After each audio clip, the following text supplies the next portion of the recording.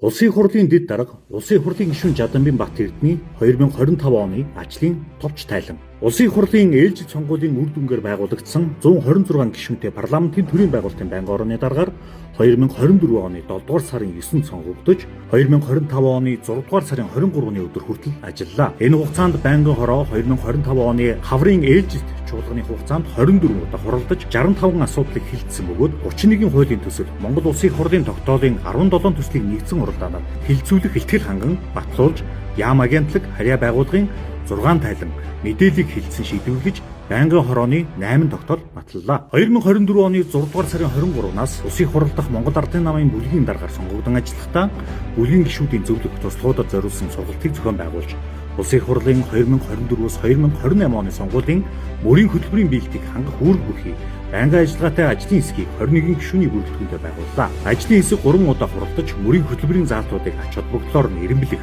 засгийн газрын 2024-өөс 2028 оны үйл ажиллагааны хөтөлбөр Монгол улсын 2025 оны болон 2026 оны төсөв туссан эсэх 2026 оны төсөв туссан эсэх Монгол улсыг 2026-аас 2030 онд хөгжүүлэх 5 жилийн үндсэн чиглэл мөрийн хөтөлбөрийн заалтуудаас тусгах чиглэлээр ажиллалаа. 2025 оны 11-р сарын 12-ны өдрөөс эхлэн Улсын хурлын дэд даргаар сонгогдсон ажиллаж байгаа бөгөөд Улсын хурлын намрын чуулганаар бие даасан хууль 6, нэмэлт өөрчлөлт оруулах тухай хууль 66, олон улсын гэрээ хэлцээд сойрхон батлах тухай хууль 6, хууль хүчингүй болсон тооцох тухай хууль 1, Улсын хурлын тогтоол 96-г хэлсэн баталсан байна. Улсын хурлын гишүүний хувьд 2025 онд төрийн байгуулалтын байнгын хороо, эдийн засгийн байнгын хороо болон байгаль орчин хүнс үдэ аж ахуйн байнгын хороонд ажиллан холбогдох хуулиудыг хэлэлцэв. Байнгын хороолын тогтоолоор байгуулагдсан жижиг дунд үйлдвэрийг хөгжүүлэх сангаас олгосон зээлийн эргэн төлөв хэрэгжилт үр дүнтэй танилцаж санал дүгнэлт гарах үүрэг бүхий ажлын хэсгийн гишүүнээр Монгол Улсын засгийн газраас 2024 оны 11-р сарын 22-ны өдөр Монгол Улсын хуралд өргөн мэдүүлсэн Улс төрийн намын тухай хууль шинжилсэн найруулгыг дагаж мөрдөх журмын тухай хууль өөрчлөлт оруулах тухай хуулийн төслийг Улсын хурлын байнгын хороо болон чуулганы нэгдсэн уралдаанаар хэлэлцүүлэх үүрэг бүхий ажлын хэсгийн гишүүнээр хөдөө аж ахуйн тухай хуулийн төсөл болон хамт өргөн мэдүүлсэн бусад хуулийн төслийг байнгын хороо болон чуулганы нэгдсэн уралдаанаар хэлэлцүүлэх бэлтгэл хангах үүрэг бүхий ажлын хэсгийг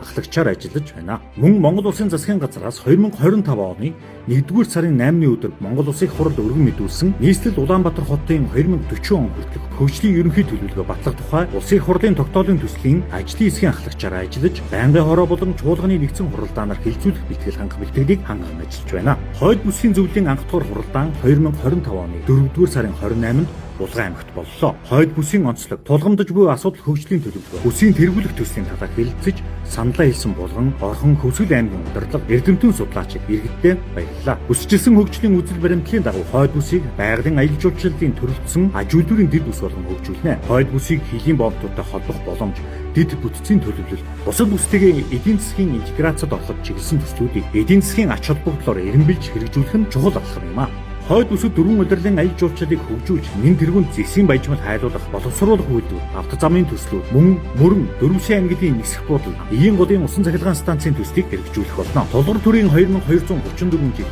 Их Монгол улсын 819 жил, Ардын хувьсгалын 104 жилийн Монгол үндэсний их баяр наадмаар Монгол улсын ерөнхийлөгчийн зарилгаар Булган нутгаас олон гавьяатууд төрөм тавлаа. 2025 онд парламентын гадаад харилцааны үйл ажиллагаа идэвхжсэн жил байсан бөгөөд бүгд найрамдах Солонгос улс, бүгд найрамдах Чех улс, бүгд найрамдах Польш улс, Их Британи, Умар Ирландын нэгдсэн хаант улс, Швейцарын холбооны улс, бүгд найрамдах Киргиз улсуудад хийсэн төрийн ажлын бүрэлдэхүүнд оролцсон ажилласан байна. 2025 оны 7 дугаар сарын 9-нд Чех Монголын парламентын бүлгийн дарга Станислав Берковиц, 10 дугаар сарын 16-нд бүгд найрамдах Чех улсын парламентын сенатын танхимын дэд дарга Итка Светлова тэргүүтээ төлөөлөгчдийг хүлээн авч уулзлаа. Мөн бүгд найрамдах Хятад ард улсаас Монгол улсад суугаа онц бөгөөд бүрэн ирэхэд элчин сайд хатагтай Шин Минжуаныг хүлээн авч уулзаж хоёр орны парламентын харилцаа, хамтын ажиллагааны талаар ярилцаж